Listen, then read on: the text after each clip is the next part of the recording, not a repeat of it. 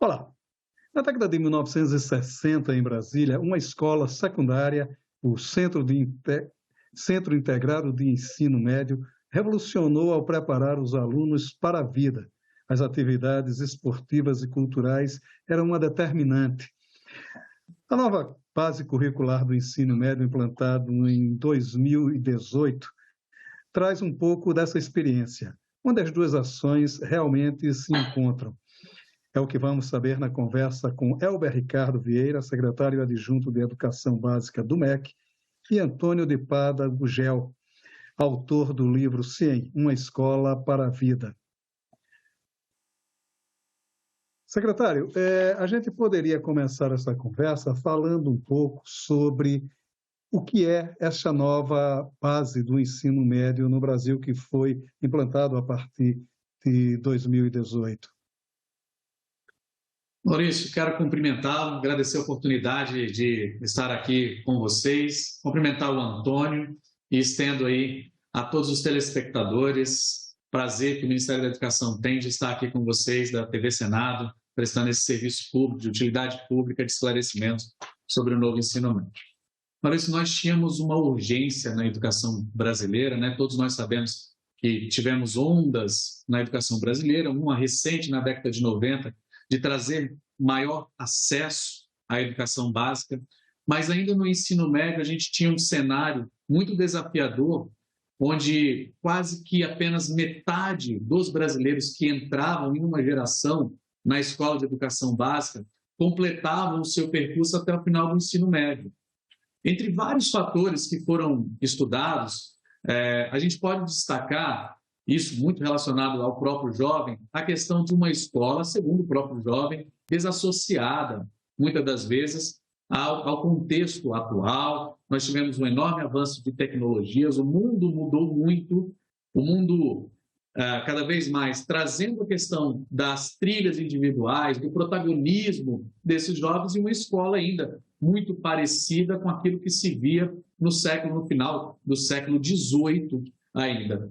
E foi nesse contexto todo que se amadurece a reforma do ensino médio, que a gente vai hoje falar um pouco aqui, mas desde 2016, acontecendo com amplos debates legais, inclusive no próprio Senado, e aí a gente tem finalmente a aprovação de uma lei que dá diretrizes fundamentais para que a educação brasileira avance, se torne mais próxima ao modelo mundial, aumentando carga horária, trazendo a possibilidade que nós chamamos de itinerários formativos, né, que vão dar escolhas para os jovens escolherem em áreas que têm mais a ver com o seu projeto de vida, com o arranjo produtivo dos locais. E nesse contexto todo, eu trouxe só esse panorama para falar um pouco das possibilidades da nossa Base Nacional Comum Curricular, o documento de referência para os currículos, e é lá na base que estão competências mais próximas a habilidades, a conhecimentos necessários para serem articulados para os aspectos de cidadania e mundo do trabalho do século XXI. As profissões mudaram e a forma de exercer a cidadania mudou. E é isso que o nosso novo currículo do ensino médio tenta trazer para a sala de aula, aspectos mais próximos dessa realidade atual. Já é um protagonismo do aluno, né? O aluno como protagonista da coisa, que já se fazia lá no CIEM nos anos 60, né, Antônio? Os alunos, eles basicamente determinavam que ações eles queriam praticar, né? Baseado em um currículo que privilegiava o ensino integral, onde o aluno poderia ter, além das matérias curriculares, ter atividades paralelas que eles diziam preparar para a vida. Como era feito isso lá nos anos 60? Bom, primeiro também quero agradecer o convite para participar desse programa. Quero cumprimentar você, Maurício, velho companheiro, velho amigo, cumprimentar o Elber, que eu estou tendo o prazer de conhecer agora. É o seguinte, no CIEM não havia turmas, assim, por exemplo, primeira série A, primeira série B, não tinha isso. Não tinha uma turma determinada. O aluno escolhia disciplinas. Então, ele, no primeiro horário, de 8 às 10, por exemplo, ele estudava geografia aplicada, vamos supor, e com determinados alunos. No horário de 10 às 12 horas, ele ia fazer, por exemplo, uma outra disciplina, história, já era com outros alunos. Então, quer dizer, não tinha outros estudantes. É bom que se diga que os pedagogos atualmente estão evitando a palavra aluno e estão dando preferência à palavra estudante, porque, segundo um conceito, uma visão que existe entre os pedagogos, a palavra aluno ela é composta de duas partes, né? O A é um prefixo de negação e luz e aluno teria relação com luz. Então, aluno quer dizer um ser sem luz. Então, eles estão evitando isso, enquanto que estudante é uma palavra ativa, é uma palavra que leva a uma situação assim de proatividade, né? Bom, então o estudante ele não participava de uma turma do ponto de vista tradicional, como se diz tradicionalmente. Outra coisa é o seguinte: foi inaugurado naquela época, pela primeira vez que eu tenho conhecimento, o embrião do que hoje se tornou o projeto de vida. Eram as práticas educativas vocacionais. Cada um de nós escolhia um clube.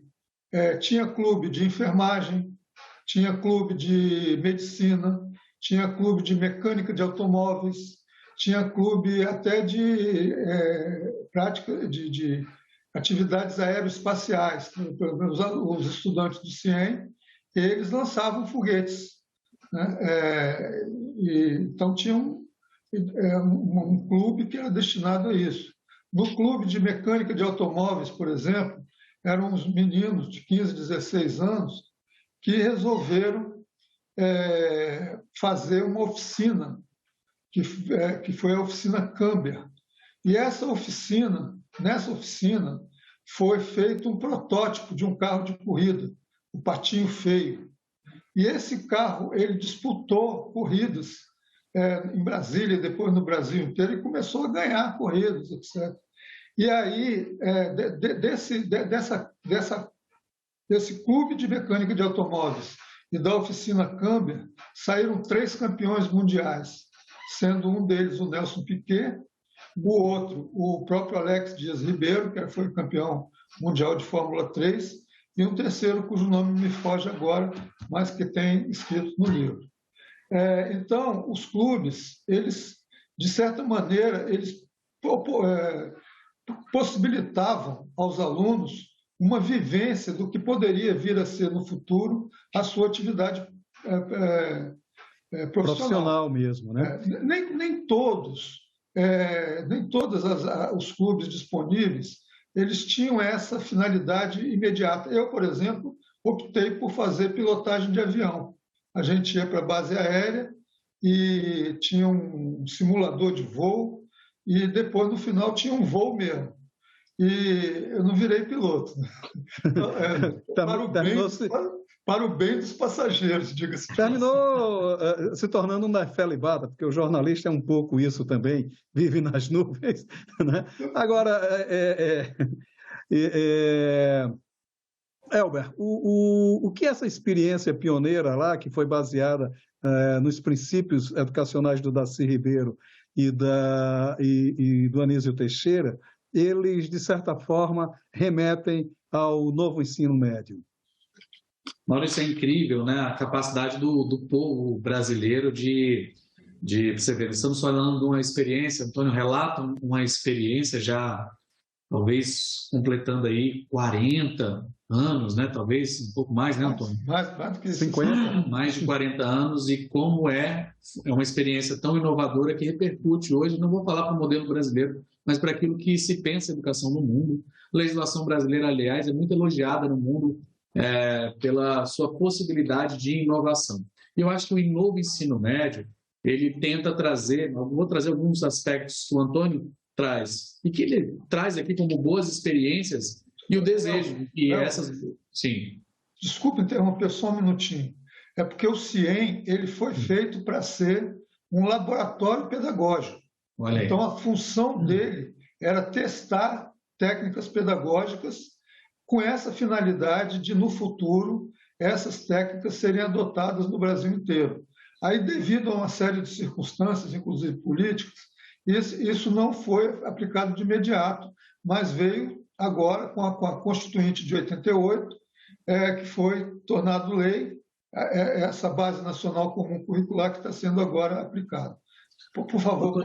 Já aproveitando um pouco do papo mais descontraído, a gente costuma dizer, você trouxe uma metáfora, eu trago outra da educação, quem é da educação sabe, que a educação é um lugar onde se plantam tâmaras, né? Nem sempre a gente, quando joga sementes, vai ter oportunidade de vê-las florescendo, e eu fico imaginando a alegria que você pode estar tendo em ver esse novo ensino médio e ver essas sementes germinando, né?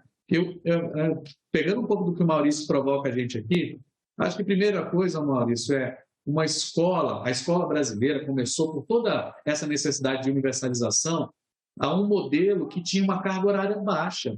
Para fazer um bom trabalho com todas essas competências, habilidades associadas, né, isso que se chama de escola integral. Aliás, a escola integral é um conceito que a gente tem que seguir, mas a escola em tempo integral é uma coisa muito brasileira. Por quê? Porque, no fundo, o que nós especialistas queremos é que o brasileiro não tenha uma carga horária menor do que outros países desenvolvidos no mundo, tá? E esse foi um aspecto importante da reforma que todo brasileiro tem que saber. Nós saímos de um padrão de 800 horas no ensino médio, estamos prosseguindo desde agora de 2022, obrigatório por lei, que a carga horária aumente para 1.000 horas anuais, tá? Então 3.000 horas durante o ensino médio, mas a legislação toma em conta que o alvo brasileiro é uma escola em tempo integral também, uma formação integral em tempo integral, podendo alcançar aí 1.400 horas por ano. Aspecto importante, decisivo na reforma para que o brasileiro possa ter maior contato com a escola, com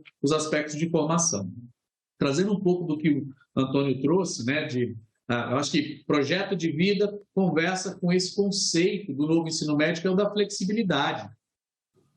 E para também que não haja dúvida na sociedade, Maurício, nós estamos falando de duas partes do ensino médio. Uma que nós chamamos de formação geral básica, tá? Todo brasileiro vai ter aquela formação do repertório científico, do repertório tecnológico, das disciplinas, conhecimento muitas das vezes disciplinar, mas que nós esperamos que sejam feitos de forma integrada entre as disciplinas, mas tem ali conhecimentos das áreas de conhecimento da filosofia, da sociologia, do inglês, da música, da matemática, do português, e tudo isso está assegurado dentro da formação geral básica. Feita a formação geral básica, inclusive em paralelo, começa essa trilha mais individualizada, mais aderente àquilo que o estudante sonha e é orientado pelos professores no projeto de vida. Hoje esse é o nome, né?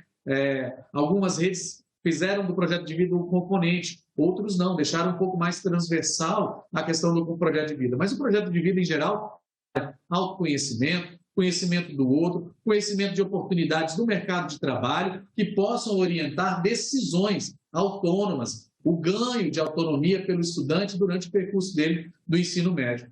E algo que o Antônio traz, que eu fico muito feliz, que já era uma preocupação lá atrás, o novo ensino médio, especialmente, aliás, o novo Enem, traz um grande incentivo, isso é importante para todo estudante brasileiro também saber, para que se inicie uma trilha de vocação profissional e tecnológica, tá? No modelo ideal, a gente pensa que já no ensino médio o estudante começa a ter no seu repertório conhecimentos que o habilitarão, se desejar, a iniciar uma profissão, uma trilha de trabalho, podendo, inclusive, a partir dela, e a gente sabe que o ensino médio técnico e profissional, ele é uma baita de uma mola propulsora para o ensino superior. No Brasil, a gente vê que esse estudante de escola técnica brasileira, ele tem mais chance de entrar no ensino superior, inclusive. E é isso que a gente quer oportunizar para todo estudante brasileiro, a opção, né, de começar também uma trilha flexível e começar a escolher sua profissão, testar, é o momento de testar também possibilidades e ingressar para o ensino superior melhor preparado profissionalmente, ou, se assim desejar, né, já começar no mundo do trabalho, sem perder de vista aí a questão do contexto da educação ao longo da vida. Então, são conceitos, eu vou sintetizar aqui para passar para o Antônio, estou gostando muito de ouvir essa experiência, mas que vieram estão muito forte na reforma, que é a flexibilidade, que é a aderência maior ao mundo do trabalho, a provocação aí do ensino também mais próximo à realidade da cidadania e do mundo de trabalho. Há, inclusive, experiências fantásticas, como o Senai, por exemplo, que fez no Brasil experiências muito interessantes sobre essa questão profissional mesmo dos alunos. Agora, Antônio, eu tinha uma experiência no CIEM que me chama muito a atenção, que eram matérias como cidadania e liderança, né? Quer dizer, havia também essa preocupação em preparar o aluno para uma visão mais crítica até do mundo. Não era isso mesmo? Como era isso feito dentro do CIEM? Todas as atividades pedagógicas, elas tinham esse direcionamento. Inclusive, a filosofia pedagógica do CIEM, ela era resumida num lema chamado liberdade com responsabilidade. Então, nada era proibido, mas as consequências de cada ato, a pessoa tinha que responder por eles. Então, outros pilares da educação era a questão do respeito. Respeito ao trabalho do outro, respeito à pessoa do outro e respeito à disciplina. Então, quer dizer, apesar de que da escola ser uma escola moderna até nos dias atuais seria moderna, com essa liberdade toda, mas não era cada um podia fazer o que quisesse, entendeu? Então, embora não houvesse coação, repressão, mas havia um conceito do que podia ser feito e do que não podia ser feito. E, inclusive, a própria maneira de selecionar também enfatizava essa questão do protagonismo infantil, então, do protagonismo do estudante. Então, por exemplo, tem um episódio que é narrado no livro, em que um estudante de biologia faz uma pergunta, logo no primeiro ano, ele era calouro, né, como a gente chamava, que eram 3 anos, os que estavam no primeiro ano eram calouro. Então, esse calouro chega na aula de biologia e faz uma pergunta para a professora. E aí a professora chega para ele e fala assim: eu devolvo a pergunta a você. Aí o aluno falou: que diabo é isso? Que escola é essa? Que diabo de escola é essa onde o professor pergunta para o aluno? Aí, no desenrolar da situação, ela foi, junto com ele, elaborando a solução para o problema proposto, que acabou sendo dado por ele sob a orientação dela. Então, ela foi facilitando o processo de aprendizagem, que, aliás, esse é o papel preconizado pela BNCC para o novo ensino, que o professor ele não é mais aquele cara que chega na frente do quadro negro, de costa para o aluno, começa a escrever no quadro negro e todo mundo tem que copiar aquilo. Nada disso, mudou totalmente. O professor ele é um facilitador da aprendizagem. Então, a atividade também pedagógica, ela deixou de ser chamada de ensino para ser um processo de ensino-aprendizagem. Então, quer dizer, sempre colocando a aprendizagem e, portanto, o estudante num papel de protagonismo. Outra coisa interessante também que havia era a maneira de avaliar o desempenho dos alunos, que não se restringia à questão das notas. Não havia notas, aliás, não tinha nota. O que havia era uma menção. Essa menção ela era dada todos os meses e ela incluía não apenas o desempenho do aluno em disciplinas como português, matemática, ciências, etc., mas também, por exemplo, a participação dos alunos em sala de aula. Isso contava ponto na aferição da menção. E o interesse, várias atividades, digamos assim, subjetivas, né, que não podiam ser mensuráveis do ponto de vista ser enquadrado numa nota, por exemplo, eram avaliados para o cálculo da menção. Aí, no segundo mês, a menção ela já incluía a menção anterior. Então, no segundo mês, a menção valia para os 2 meses. No terceiro mês, a mesma coisa. Então, quer dizer, as menções anteriores, elas desapareciam e prevalecia aquela última menção que incluía as demais. Então, de tal forma que, quando chegava no final do semestre, se o aluno tivesse uma menção SS, que era superior, ou MS, que era médio superior, ele estava aprovado, entendeu? Foi uma revolução plena, né?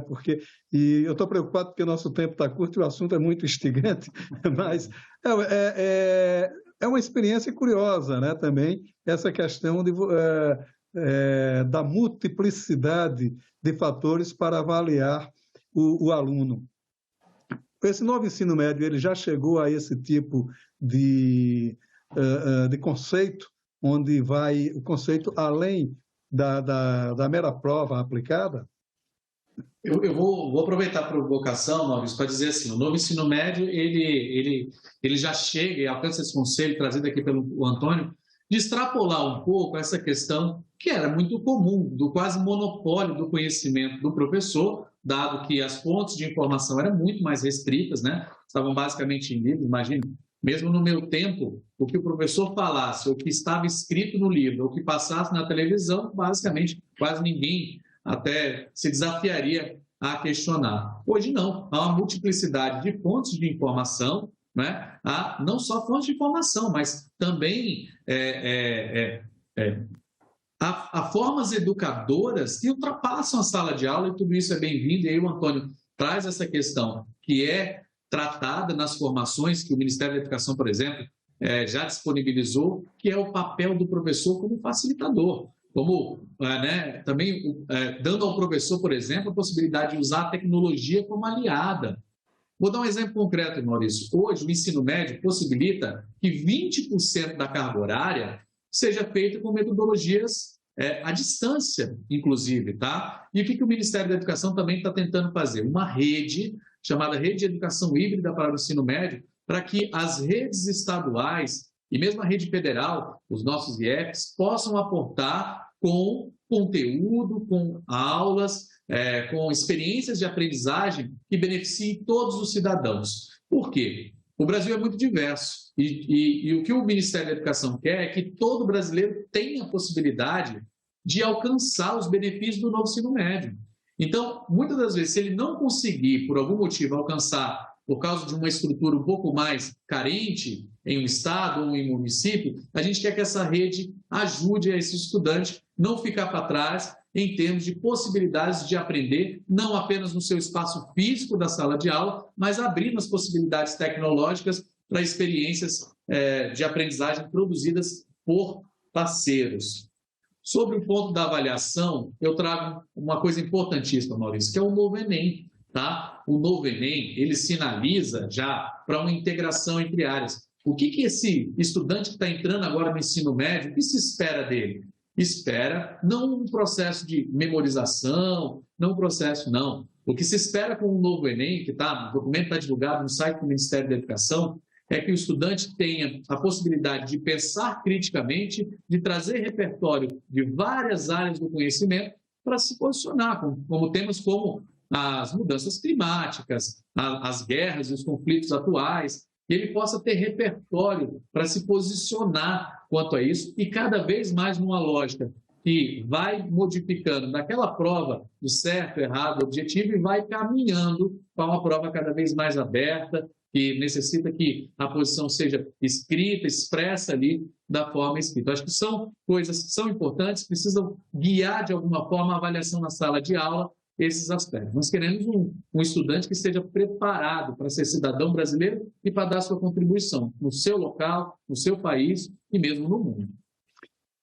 Antônio, a gente está com o tempo bem apertado, eu só queria uma última provocação a você. O estudante do CIEM, o ex-aluno do CIEM, estaria satisfeito com o ensino que está sendo pensado hoje com o novo ensino médio? Olha, Maurício, o CIEM hoje, né, em 2023, 2022, ele ainda seria uma escola revolucionária, entendeu? E você imagina o que ele representou na década de 60. Né? E então, a questão que se coloca, essa comparação, ela tem alguma dificuldade de ser feita, porque, como o Elber frisou há poucos instantes, as condições históricas, tecnológicas e, portanto, de capacidade de acesso a informações, essas condições mudaram muito, entendeu? Agora, uma coisa que eu quero voltar a falar, dentro disso que ele também mencionou, que é a questão da avaliação, é que no CIEM, os alunos poderiam, durante as provas, eles podiam consultar livros, fontes de informação, entendeu? Porque o objetivo da prova não era saber se ele tinha aquele conhecimento X, mas sim o processo de raciocínio, que o desafio não era ele demonstrar que sabia aquilo, mas sim como usar aquele conhecimento. Muito obrigado. É o livro CIEM, uma escola para a vida. Muito obrigado pela participação de vocês. Obrigado, Maurício. Se você quiser rever esta ou outras entrevistas do Cidadania, é só acessar nossa página na internet, senado.leg.br/TV, ou o canal do YouTube da TV Senado. Muito obrigado pela sua audiência e até o nosso próximo Cidadania.